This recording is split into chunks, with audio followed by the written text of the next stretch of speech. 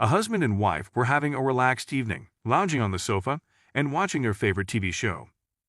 The husband, seemingly lost in thought, kept glancing at the ceiling just above his wife's head.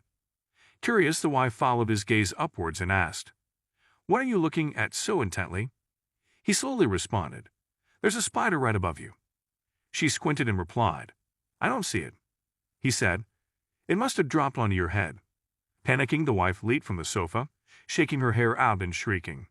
Seizing the opportunity, the husband quipped, "While you're up, can you get me another beer?"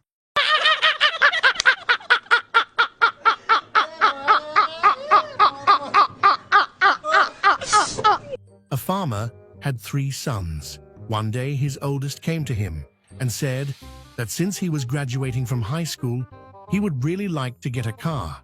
His father said, "Son, come here." He took him to the barn, pointed to the tractor, and said, "This tractor is needed for the farm, and I promise, as soon as it's paid for, we'll get you a car." The boy was not too happy, but was understanding.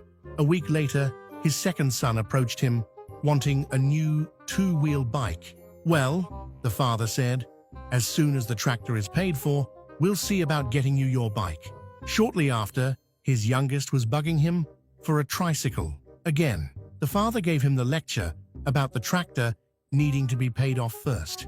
While leaving the barn, the young boy, a little disgusted with his father's explanation, saw the farm rooster mating one of the hens. He promptly went over and kicked the rooster off the hens, back mumbling to himself.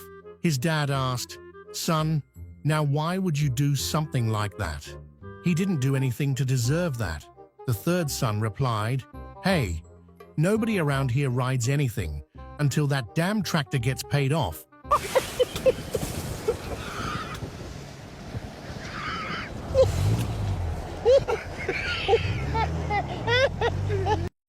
Two rednecks, Dale and Billy Ray, were walking downtown, window shopping. Suddenly, they see a sign on a store which reads, "Suits $10 each, shirts $2 each, trousers $3 each." Dale says to his buddy, Billy Ray, "Looky there, we could buy a whole gob of these, take 'em back to Arkansas, sell 'em, and make a fortune.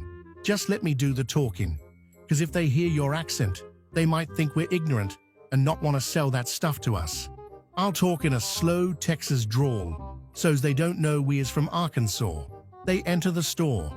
Then, with his best fake Texas drawl, Dale says, "I'll take 50 of them suits at $10, 100 of them their shirts at $2, and 50 pairs of them their trousers at $3.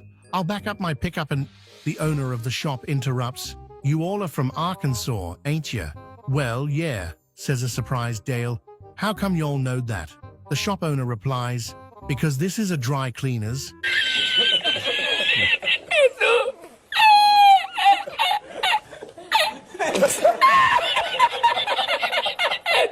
A pregnant woman falls into a coma while giving birth. After some months, she finally regains consciousness and realizes that her pregnancy belly is gone.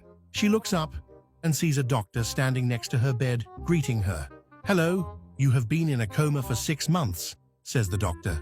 "But don't worry," he continues, "you are in good health and you will be released soon." Anxiously, she asks him, "Doctor, what happened? What happened to my baby?" "Don't worry about it," reassures the doctor. "The birth went very well and your babies are alive and healthy." "Babies?" the woman asks. "What do you mean babies?" "Ma'am, you had twins, a boy and a girl," replies the doctor. "That's wonderful," exclaims the woman. "Where are they? Can I see them?" "Your brother has been taking care of them since their birth." "My brother? Oh no, but he's an idiot." "What did he name them?" the woman asks. "He named the girl Denise," the doctor says. "That's not so bad," the woman replies. "That is actually a very pretty name." "So, what did he name the boy?" she asks. The doctor pauses, then replies, "De nephew."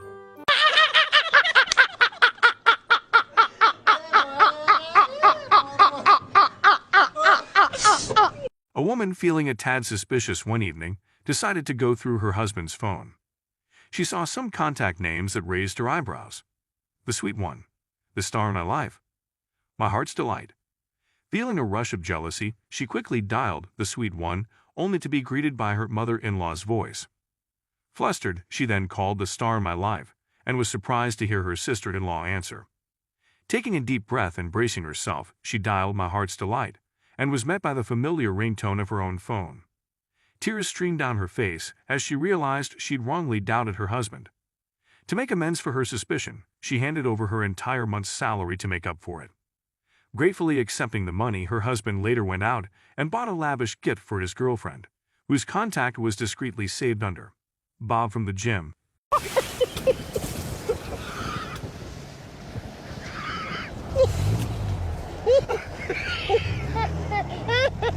A man, clearly having had a few too many drinks, stumbles into a bar through its main entrance. He weaves his way to the bar, takes a seat on a stool with a loud hiccup, and signals the bartender for another drink. The bartender, noticing the man's state, kindly says, "Sir, it looks like you've had more than enough tonight. I can't serve you any more alcohol. Would you like me to call a cab for you?" The drunk man blinks in surprise, mumbles a few words of disagreement, and eventually makes his way out the front door, grumbling all the while. Not long after, the same man makes his entrance again, but this time through the side door. With a bit more determination, he marches up to the bar, demanding a drink. The bartender, with a touch more firmness in his tone, tells the man, "I'm sorry, but I really can't serve you. It's for your own good. How about that cab?" The man glares at the bartender, mutters a few choice words, and stumbles out the side door, shaking his head in frustration. To the bartender's astonishment, just a few moments later, the same man comes barging in through the back entrance of the bar. He clambers onto a bar stool, tries to straighten himself, and with defiant tone, demands a drink yet again. The bartender, now quite exasperated, says sternly, "Sir, I told you already, you're too drunk. I can't serve you. If you don't leave now, I'll have to call the police." The drunk man, looking genuinely puzzled and a tad defeated, stares at the bartender and asks, "Man, just how many bars do you work at?"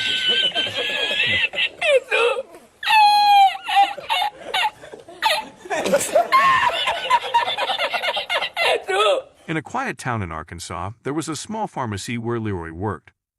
He was a kind-hearted man, but had a knack for not being the best at finding items customers wanted. His boss, Arnold, was getting increasingly frustrated with him. One day, Arnold pulled Leroy aside and said, "Leroy, I appreciate your efforts, but if you miss another sale, I might have to let you go." Just then, a man walked in, his face red and coughing persistently. He approached Leroy and said, "I need your best cough syrup, quick."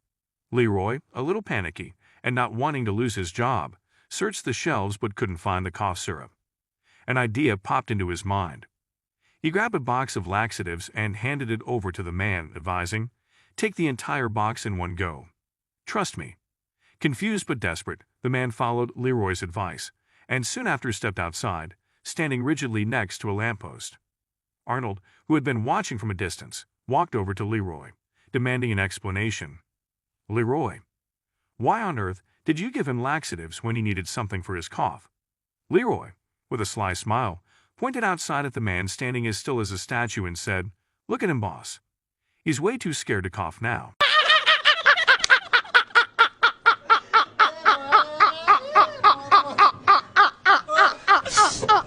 Two men are driving through London when they get pulled over. The police officer walks up and taps on the window with his stick. The driver rolls down the window and whack, the officer smacks him in the head with the stick. The driver asks, "What the hell was that for?" The officer answers, "You're in London, son. When we pull you over, you better have your license ready when we get to your car." The driver says, "I'm sorry, officer. I'm not from around here." The officer does a check on the driver's license, and he's okay. He gives the man his license back, walks around to the passenger side, and taps on the window. The passenger rolls down the window, and whack, the officer smacks him on the head with the stick. The passenger asks, "What did you do that for?" "Just making your wish come true," replies the officer. The passenger asks, "Making what wish come true?" The officer replies, "I know that 2 miles down the road, you're going to say to your friend here, 'I wish that asshole would have tried that shit with me.'" Oh my God. You're so awesome, Lawrence Lim. It's Lawrence Lim with the W. Please, sa barakaray, whatever. Just do it!